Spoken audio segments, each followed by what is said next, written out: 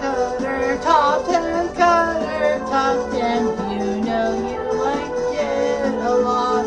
Time to see who is the best and the worst at stuff. You know, baseball, basketball, football, hockey, NASCAR, wrestling. If I have to, so please join me. Why don't you read? This is Cutter's Top 10. Hey there, Heather, ho there! It's Jeff, Cutter, Diamond.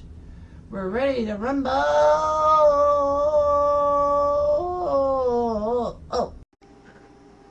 Hey there, Heather, ho there! It's Jeff, Cutter, Diamond with another top 10 for you. And this time it's the top 10 disgraced sportscasters of all time. Some of them you'll hear of.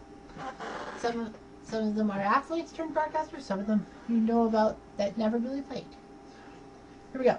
Number 10, Warren Sapp. Warren Sapp, one of the best defensive tackles of all time, won a Super Bowl. No, he didn't win the Super Bowl with the Bucks. I think it was Oakland when he did. So, one of the most feared defensive tackles ever. He had a lot of problems a few years after his pro football career ended. He was broke because he failed to pay taxes and alimony. But unfortunately, his job with the NFL Network was all he had going for him. But after the Super Bowl of 2016, he was charged with soliciting prostitutes. And for assaulting one of them, he ended up losing his job there. I wonder what he'll do now. I know he was in Dancing with the Stars, but I don't think they'll bring him back anytime soon. Number 9, Steve Lyons. Steve Lyons thinks his job was to be a comedian. I mean, God love him. He's been in a few video games. He does a good job there. But over time, people actually got offended by his brand of comedy that he was actually fired by Fox. Never mind this is the same guy that in 1990 accidentally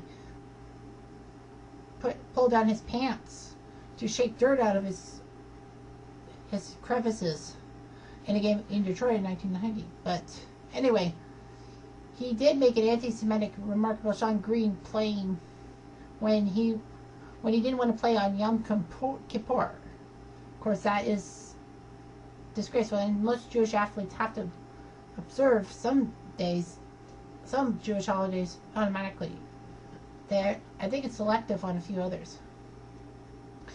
Anyway, in 2006, Fox released him because he made a joke in the booth about his co-analyst Lou Piniella, thinking that Lou Piniella stole his wallet because Steve Lyons couldn't find his wallet. Lou Piniella being of Spanish culture. Hispanic. Excuse me. Number 8, Jimmy Snyder. Jimmy the Greek Snyder was great back in the 1970s and 80s on CBS. Careful about his predictions and all that. Careful he didn't give Vegas odds and all that. He was a professional gambler, if you will. Unfortunately, his problem was with the black athlete. At a Martin Luther King Jr. Day dinner in Washington, he made some comments to an NBC affiliate saying that black players were naturally better athletes because the slave owner would pick his best black athlete to bred with his daughter. You know, that selective breeding, if you want to call it that. He didn't stop there. He actually made some comments about if blacks took over coaching jobs in sports, there's nothing left for the whites. You don't see too many whites in basketball. And, well, baseball you do. Football, you kind of have a 50-50 mix. And hockey, you don't see enough black people, although there are some coming. But anyway, he thinks if blacks took over coaching jobs, there would be nothing for whites. Pathetic. Now, this is what Jimmy the Greek said, not me. I, of course, disagree with everything. Unfortunately, CBS had good reason to release him. And if you watch the 30 for 30 about Jimmy the Greek Snyder, they were actually thinking how are they going to do the contracts, because Jimmy the Greek wanted the best of everything. He was just living off CBS's time. So basically he lost his job, and in 96 he died alone. Not too many people went to see his funeral. Number 7, Craig James. Craig James, star for the New England Patriots, who went to Super Bowl 20 for the Patriots. Unfortunately, his multiple shoulder injuries wasn't undoing, and he had to retire. He decided to broadcast, and he tried to run for the U.S. Senate in 2011, but made some bad comments about gay marriage, saying that homosexuals would have to answer to God for their actions. This is just like Westboro Baptist Church. Fuck. His bid for that office was unsuccessful, and of course he went back to broadcasting. But unfortunately, Fox fired him because some of his political comments were too bigoted. Number 6, Don Imus, a famous radio guy. He's just terrible. They call him an Asian man trying to be silly. In 2006, Don Imus, or was it 2007, I can't remember, was talking about women's basketball and the Rutgers national team, and he dropped a phrase.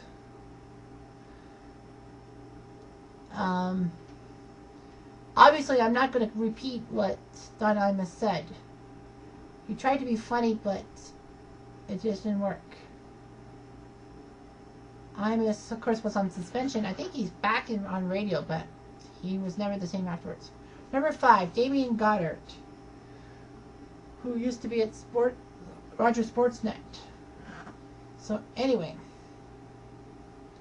Damien Goddard in 2011 worked for Rogers Sportsnet and made some bad tweets. Of course, he's a Catholic, and as such, he tweeted his opposition, Sean Avery, who was outspoken in support for gay marriage. Of course, you know Catholics and their marriage issues and their definition of marriage. I'm not going to get much into it, but let's just leave it at that. Goddard's agent said he was not in support of gay marriage. And Goddard tweeted, "I completely wholeheartedly support my agent in support for the traditional and true meaning of marriage." Sportsnet fired him within days. So basically, and public opinion was split 50-50 about that. Number 4, Marv Albert. Of course, Marv Albert, a legend who has done Ranger games. He's for the radio. He's done sports. He's even done hockey. Yes, he did. If you remember him doing the All-Star games for NBC hockey when they had hockey back in the 90s, which was amazing. He's covered Super Bowls, Stanley Cups, golf, and but unfortunately he sexually assaulted a couple of women in the late 90s, and he was accused of unwanted biting and aggressive behavior towards the sexual assaults.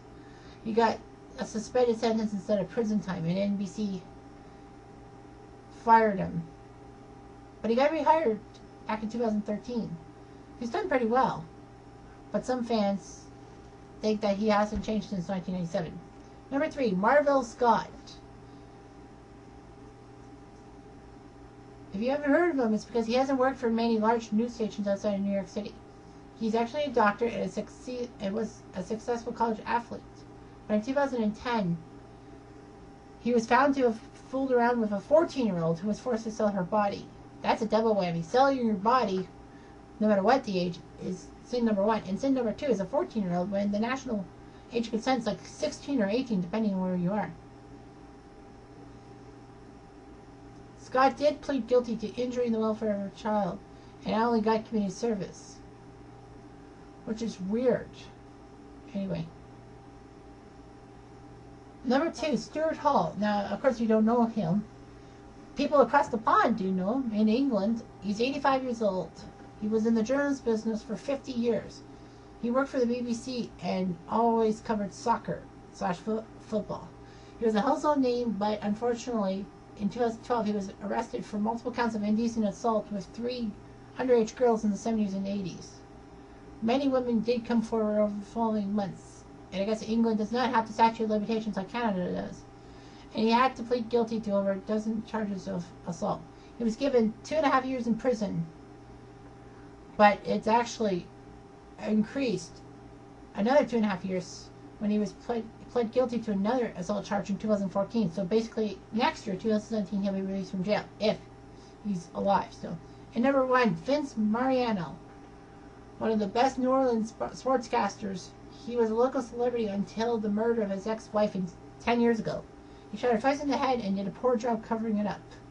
His vehicle was seen on camera and found later at his home. His alibi was terrible, and the police found a piece of paper, a to-do list related to the murder. So basically, he's got a life sentence for that.